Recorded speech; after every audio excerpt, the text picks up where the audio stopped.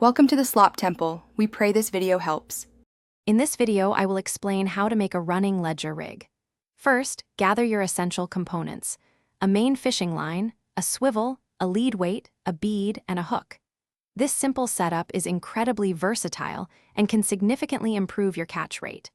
The running ledger design ensures that fish feel minimal resistance when they bite, which often leads to more successful hookups. It's a fantastic choice for many fishing scenarios. Let's start by preparing your main fishing line. Take your main line and carefully thread it through the center of your chosen running lead weight. After the weight, slide a small, protective bead onto the line. This bead is crucial.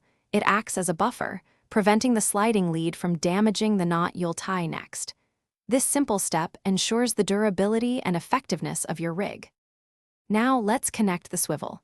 Tie a strong, reliable knot like a Palomar or uni knot to secure the swivel to the end of your main line. This swivel prevents line twist and connects your main line to your leader. Next, attach a leader, typically about 18 to 24 inches long, to the other end of the swivel. Finally, tie your hook to the leader, ensuring it's secure for your bait.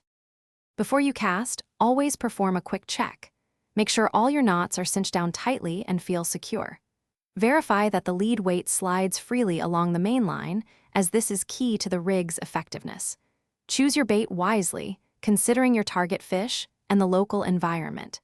This easy method provides a highly sensitive and effective setup for many bottom-feeding fish, giving you a great advantage.